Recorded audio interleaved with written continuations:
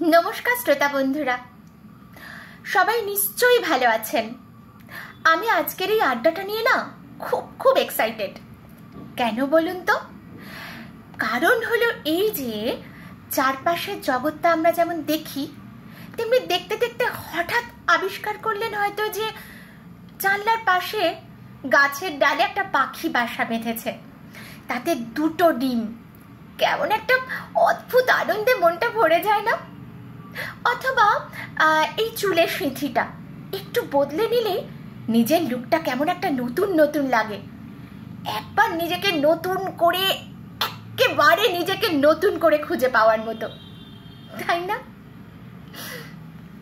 আজ আমরা ঠিক সেই রকমই একটা বিষয় নিয়ে আলোচনা করব বলে ঠিক করেছি।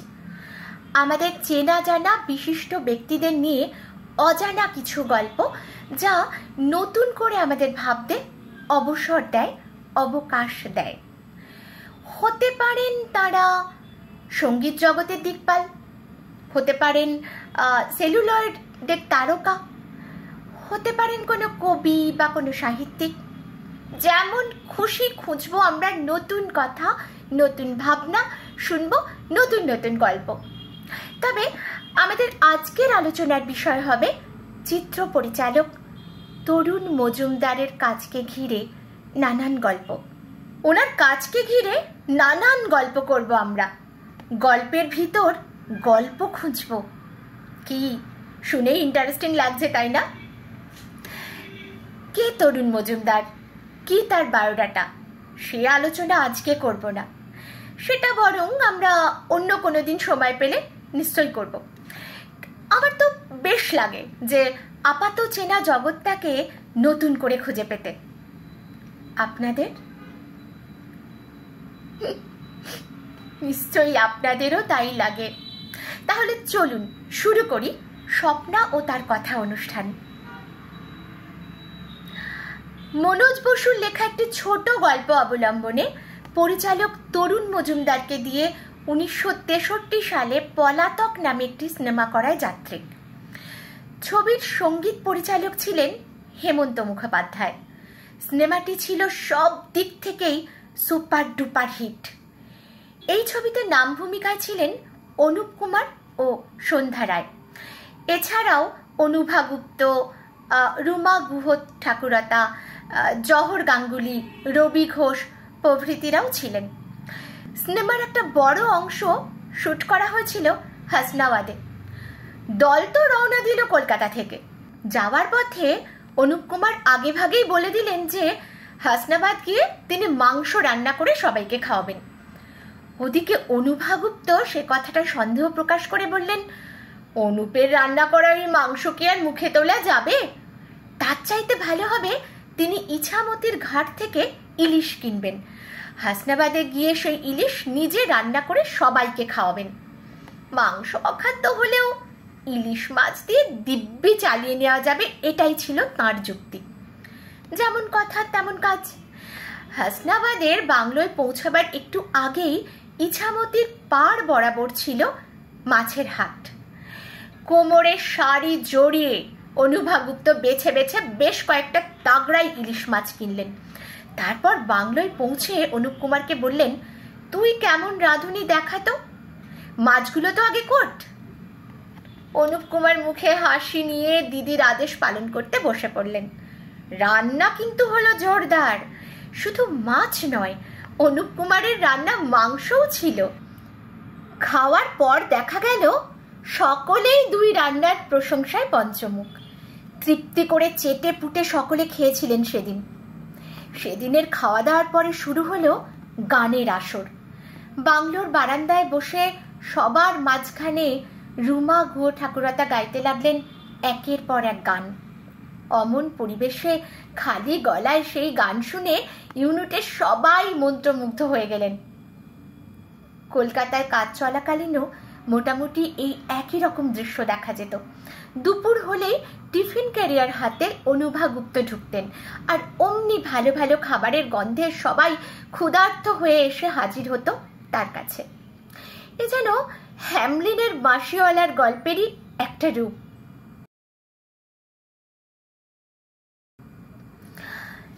হেমন্ত বাবু এই ছবিতে প্রথম কাজ করেন তরুণবাবুর সঙ্গে। শুরুতেই এমন ঘটনা ঘটেছিল তা বলার নয়, সেই গল্পটা একটু বরং শুনে নি। হেমন্ত মুখোপাধ্যায় তখন হেমন্ত কুমার নামে বার্মা থেকে আজকের বাংলাদেশ, ভারত, পাকিস্তান হয়ে আফগানিস্তান অবধি তার গীত ও হিন্দি সিনেমার প্লেব্যাকের গানের জন্য জনপ্রিয়তার শিখরে বসে আছেন। এই সময় ঘটনাক্রমে দুজনের কাজে যোগাযোগ হলো।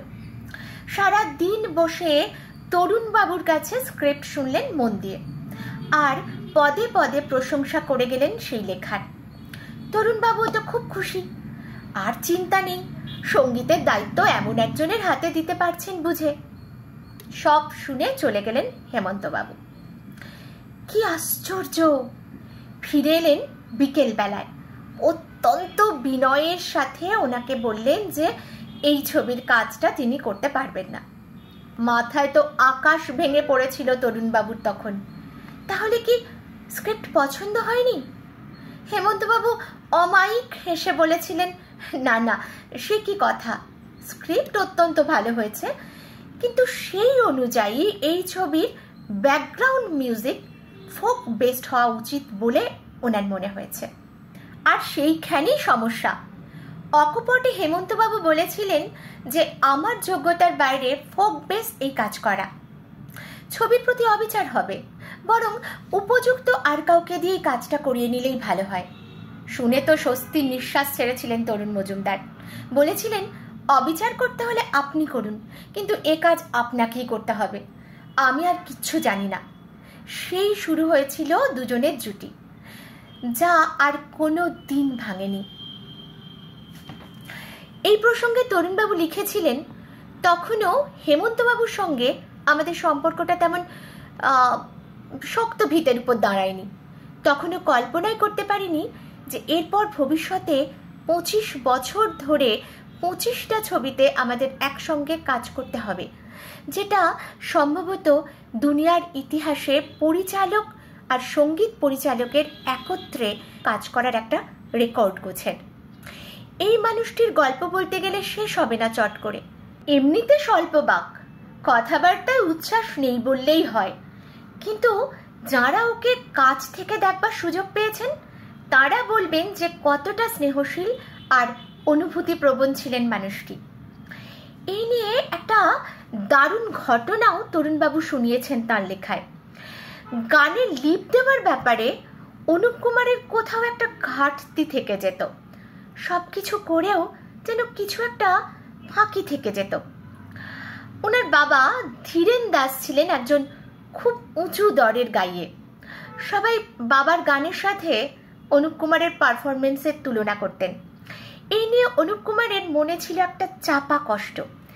একবার কেউ তাকে এটা নিয়ে খোঁটা দিয়ে বলেছিলেন যে, কি তুমি না ধীরেন দাসের মতো অত উঁচু দরের গাইয়ের ছেলে, তোমায় দেখে তো মনে হয় চন্দন বনে ফণি মনসা, বাপের কুপুত্তর।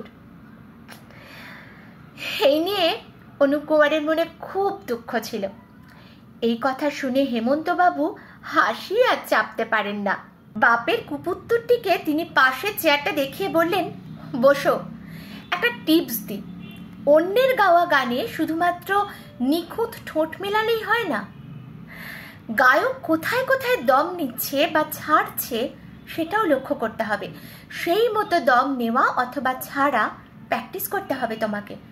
তুমি গানে ভালোই লিপ দিচ্ছ, কিন্তু দমের দিকটা কপি করতে পারলেই দেখবে একেবারে 100-100। পরে অনুপ তরুণ মজুমদারকে বলেছিলেন, ইচ্ছে হচ্ছিল মানুষটার পা দুটো জড়িয়ে ধরি। তরুণ মজুমদার নিজে বারবার বলেছিলেন যে, আমি যখনই যে কাজ করেছি ছবির মিউজিকের জন্য হেমন্তবাবু ছাড়া আর কাউকে কোনো দিন ভাবিনি। ওনার হাতে সব কিছু তুলে দিয়েই নিশ্চিন্ত থাকতেন তরুণবাবু। গানের বাকি শিল্পী কে বা কারা হবেন, কিভাবে তা এগোবে, সব ছিল হেমন্তবাবুর দায়িত্ব।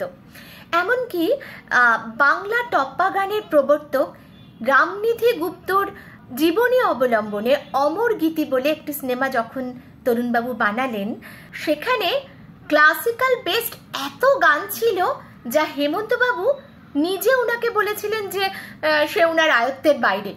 কিন্তু তরুণবাবু কোনো কথা শুনতে রাজি ছিলেন না, বলেছিলেন কাকে দিয়ে গাওয়ালে ঠিক হয় সে আপনি ঠিক করবেন, কিন্তু দায়িত্ব আপনারই।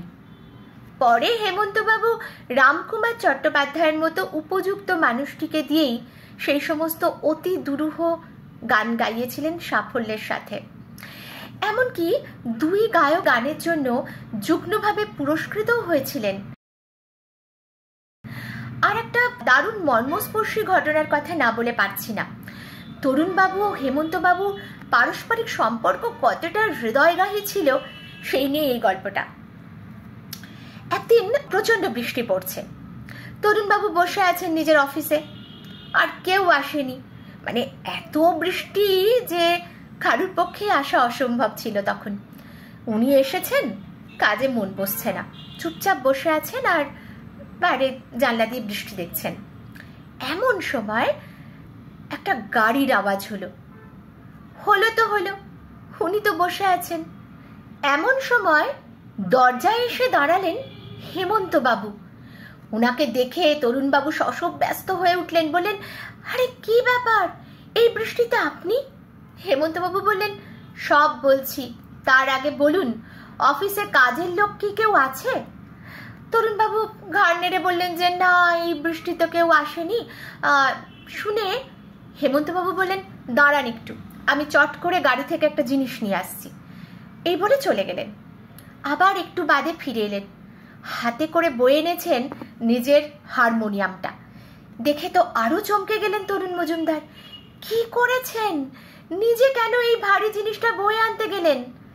হেমন্তবাবু সেই অমায়িক হাসি হেসে বললেন, এই যা বৃষ্টি, কিছু ভালো লাগছিল না জানেন, খুব ইচ্ছে হলো গান গাইতে, তা একা একা কি আর গান হয়, তাই হারমোনিয়ামটা নিয়ে চলে এলাম আপনার কাছে। চলুন গান শোনাই। বাইরে অঝোর বৃষ্টি, আর শ্রোতা একা তরুণ মজুমদার।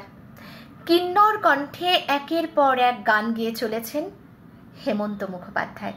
ভাবুন তো কি অসাধারণ সেই পরিবেশ। হেমন্তবাবু আর তরুণবাবুকে ও তাদের কাজকে ঘিরে এমন নানান ছোট ছোট অজানা গল্প রয়েছে। ঠিক সেই রকমই আর একটা ভীষণ না জানা গল্প বলি বরং। এই গল্পের ইতিহাসটা তরুণবাবুর বিখ্যাত ছবি ফুলেশ্বরীকে ঘিরে। সুর করছেন হেমন্তবাবু। সেখানে একটি অন্যতম চরিত্রে আছেন কৌতুক অভিনেতা হরিধন মুখোপাধ্যায়। অভিনেতা হিসেবেই তিনি সকলের কাছে পরিচিত। বিশেষ করে কৌতুক অভিনয় তো তার জুড়িই নেই।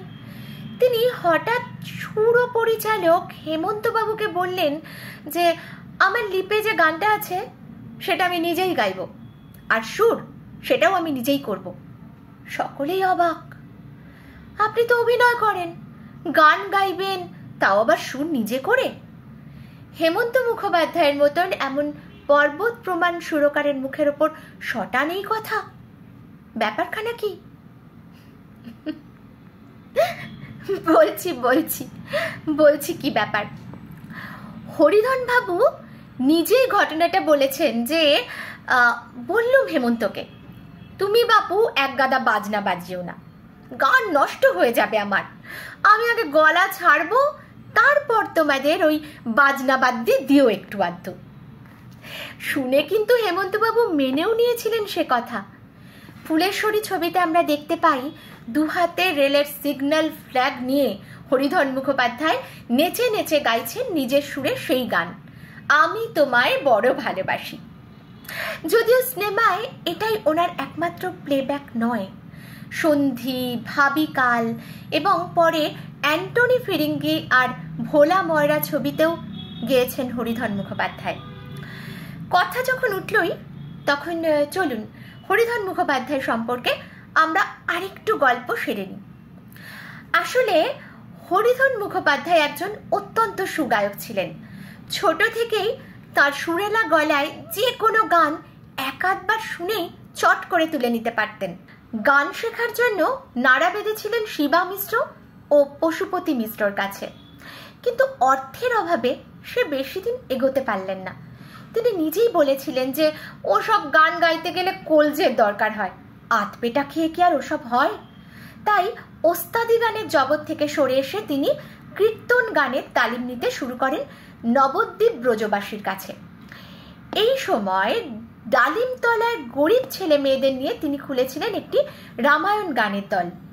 এলাকার সবাই ভক্ত হয়ে পড়েছিল সেই রামায়ণ গানের, আর লোকের মুখে মুখে তার জন্মগত নাম দীনবন্ধু বদলে হয়ে যায় হরিধন। ভাবুন তো একবার, এমন কীর্তন গাইতেন যে লোকে আবেগে ভেসে গিয়ে তার পিতৃদত্ত মাতৃদত্ত নামটাই আমূল বদলে দিল।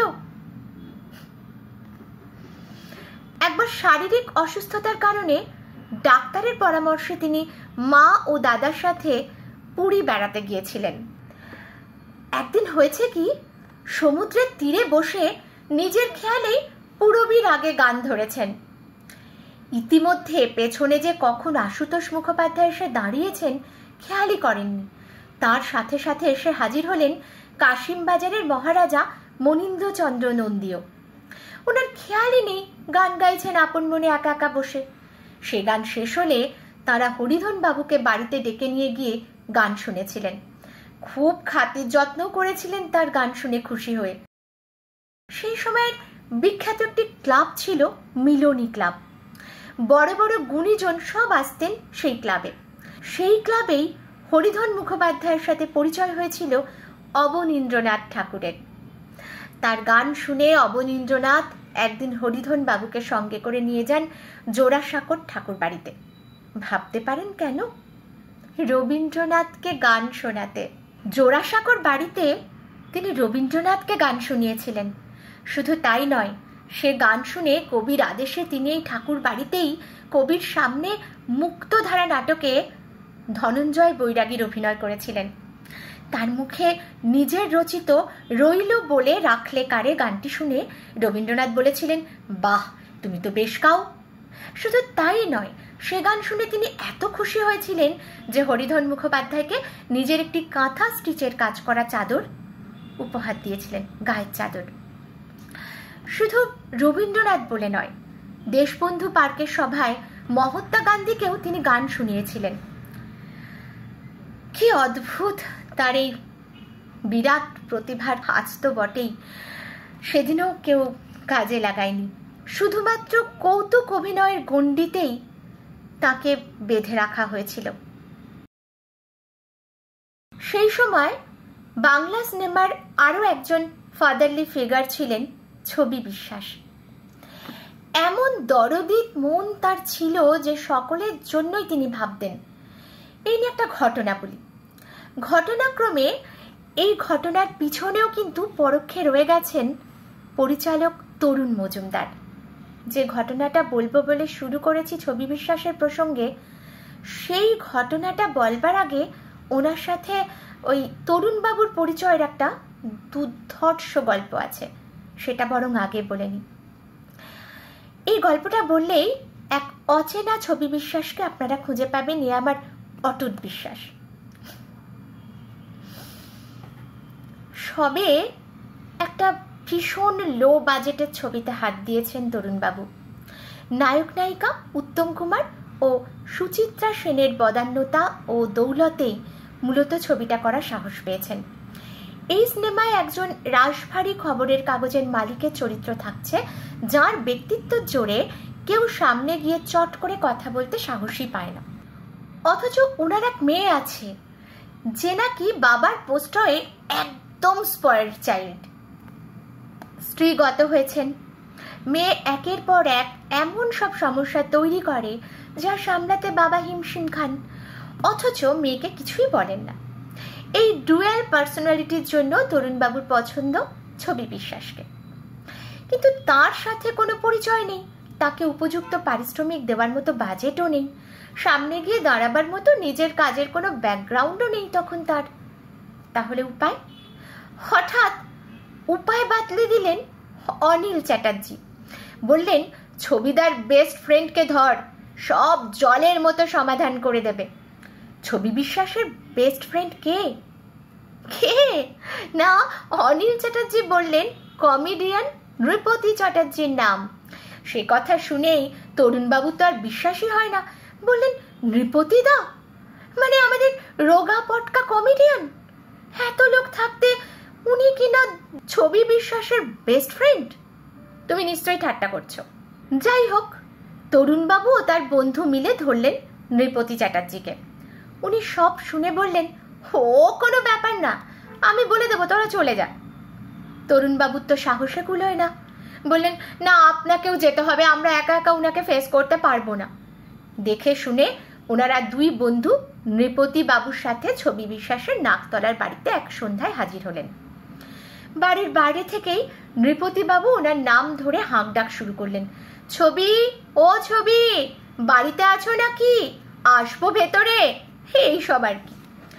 ভেতর থেকে গমগমে গলায় উত্তর ভেসে এলো, আরে এসো এসো, আজ এত ফর্মালিটি কিসের? সকলে মিলে তখন ভেতরে গেলেন। তরুণবাবু স্মৃতিচারণা করে বলেছেন যে সেই সন্ধে রাতটার কথা জীবনে কোনো দিনই ভুলব না। আধো অন্ধকারে ডোবা একটা ঘর, প্রায় হলঘরই বলা চলে। একপাশে ভারী ভারী সোফা সেট, সেন্টার টেবিল, আরও পাঁচমিশালি কিছু ফার্নিচার, দু একটা আলমারি, একটা হ্যাট র্যাক, সম্পূর্ণ উল্টো দিকে দেওয়াল চেপে একখানা গদি পাতা চৌকি, মাথার কাছে সবেধন নীলমণি ইলেকট্রিক বাল্বটা। সেই আলোয় চৌকিতে আধশোয়া হয়ে পানের বাটা থেকে পান সাজছেন গৃহস্বামী সম্রাট ছবি বিশ্বাস। তরুণবাবু ও দিলীপবাবুকে দেখে ভ্রু কুঁচকে তাকালেন। তারপর নৃপতি বাবুকে সেই বহু পরিচিত অভিব্যক্তি হেনে জিজ্ঞাসা করলেন, কি ব্যাপার এরা? কোনো রকম ভনিতা না করেই নৃপতিবাবু হৈ হৈ করে শুরু করলেন কথা বলতে, একেবারে পঞ্চম থেকে। বুঝলে ছবি, আমি তো একেবারে হতবাক হয়ে গেছি এদের দেখে। এমন সৎ, পরিশ্রমী, ট্যালেন্টেড ছেলে তুমি লাখেও একটা খুঁজে পাবে না বলে এমন ফুলিয়ে ফাঁপিয়ে নতুন পরিচালকের কাজের গুণপনা দিতে শুরু করে দিলেন যে লজ্জায় ওনারা মাথা নিচু করে বসে আছেন। আর বলবেনই বা কি? নৃপতিবাবু তো বলেই চলেছেন, আর কি একটা ছবির সাবজেক্ট বেছেছে, আহা হা হা, শুধু নিজের রোলটা একবার শুনে দেখো তুমি, আহা হা কি রোল।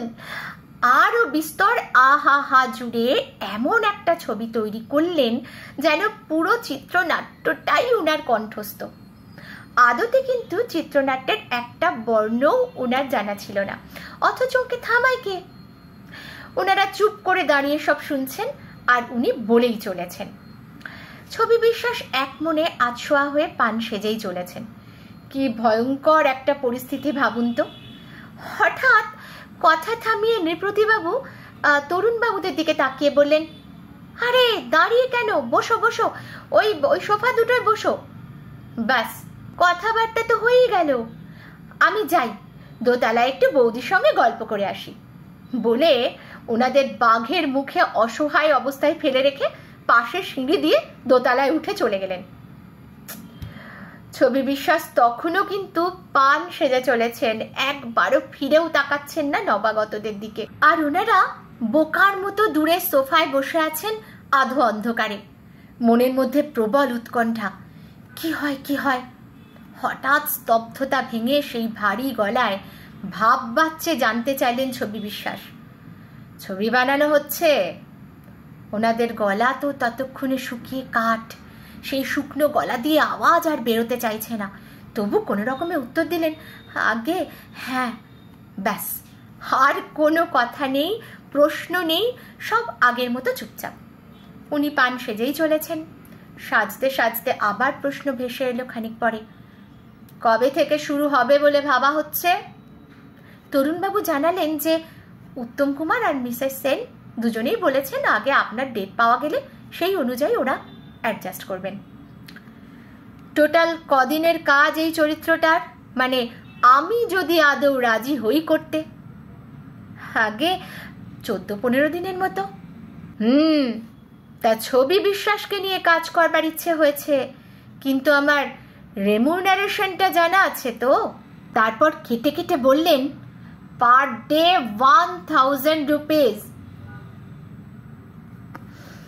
এই কথা বলে প্রায় নিষ্ঠুর ভঙ্গিতে ওনাদের প্রতিক্রিয়ার জন্য অপেক্ষা করতে লাগলেন। ওদিকে রেট শুনে তো তরুণবাবু আর দিলীপবাবুর মাথায় হাত। তখনকার দিনে দৈনিক 1000 টাকা অকল্পনীয় ওনাদের কাছে। একই কম বাজেটের ছবি, এত টাকা কোথায় পাওয়া যাবে? ওদিকে ছবি বিশ্বাস কিন্তু এক মনে সেই পান সাজা চালিয়ে যাচ্ছেন। সাজতে সাজতে হঠাৎ খুব জোরে হাঁচলেন। একবার হেঁচেই ওনাদের দিকে তাকিয়ে বললেন, ঠিক আছে, ওই হাঁচির দৌলতে 500 টাকা কমে গেল। কথাটা শুনে ধরে প্রাণ এলো দুই বন্ধুর। দিনে 500 টাকার ব্যবস্থা করে ফেলতে পারবেন তারা। এতই আনন্দ হচ্ছে যে সোফা ছেড়ে উঠে নাচতে ইচ্ছে করছে তখন। এবার আবার মুখ খুললেন ছবি বিশ্বাস। এবার আবার কিসের জন্য অপেক্ষা করা হচ্ছে? আর একটা হাঁচির জন্য? এ কথা শুনেই ছুটে গিয়ে দুজনে ওকে প্রণাম করলেন। সেই দেখে উনি অত্যন্ত খুশি হয়ে সেই মমতা ভরা কণ্ঠস্বরে বলে উঠলেন, থাক থাক। এবার এতক্ষণ ধরে যে ভাবোবাচ্চে কথা বলছিলেন সেটা থেকে সম্পূর্ণ সরে এসে বললেন, ছবিটা মন দিয়ে করিস।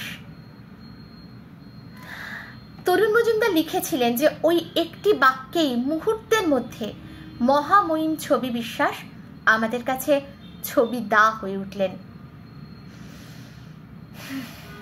কি অসাধারণ ব্যক্তিত্ব ও তার অভিব্যক্তি, তাই না? ভাবলেই কেমন একটা সম্ভ্রম জেগে ওঠে মনের মধ্যে।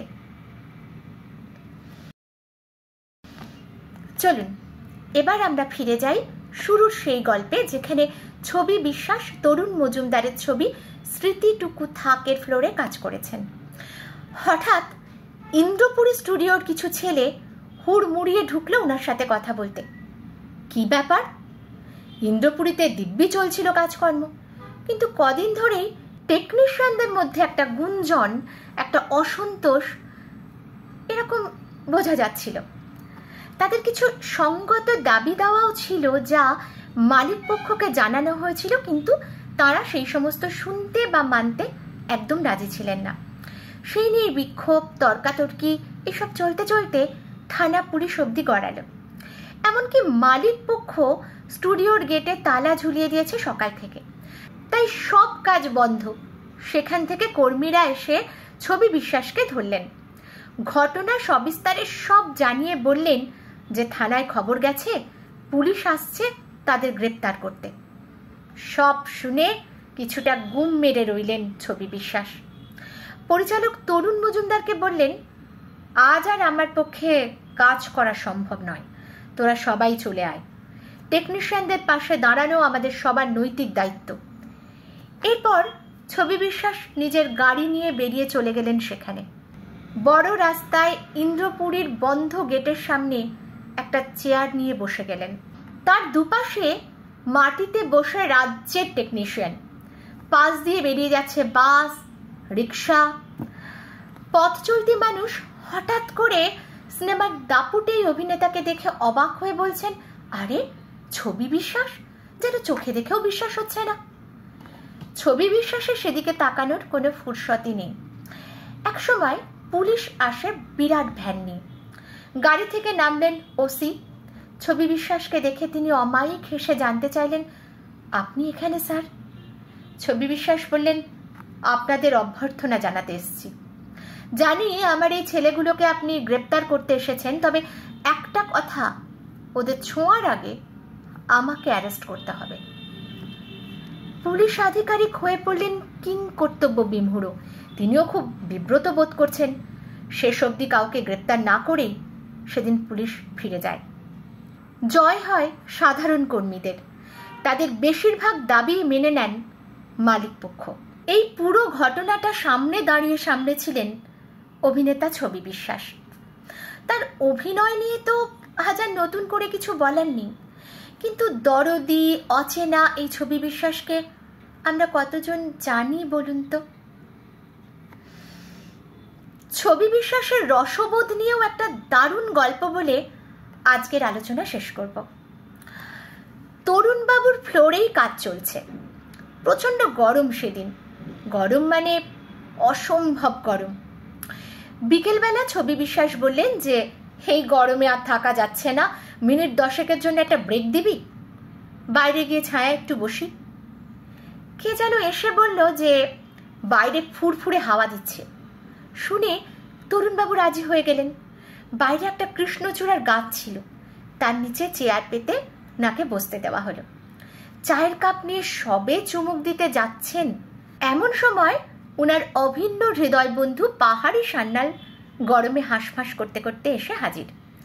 চেয়ারে বসে তিনি ছবি বিশ্বাসকে বললেন, উফ, যা গরম পড়েছে, শান্তি নেই কোথাও।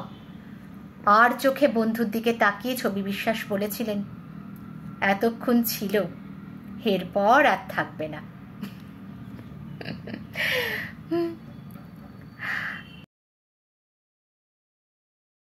শ্রোতা বন্ধুরা, সময়ের কারণে তো থামতেই হয়, তাই না? আমাদের এইরকম আড্ডা কিন্তু মাঝে মাঝেই বসবে। সবাইকে নিয়ে আমরা শুনবো চেনা মানুষের অচেনা অজানা এমনতর নানান গল্প। আপনারা সঙ্গে থাকুন আমার চ্যানেল গল্পরার। সবাইকে বলুন, শোনান এবং নিজে শুনুন এই চ্যানেলের বিভিন্ন অনুষ্ঠান। সবাই ভালো থাকবেন। আবার দেখা হবে স্বপ্না ও তার কথা অনুষ্ঠানে প্রত্যেক শুক্রবার। আপাতত নমস্কার।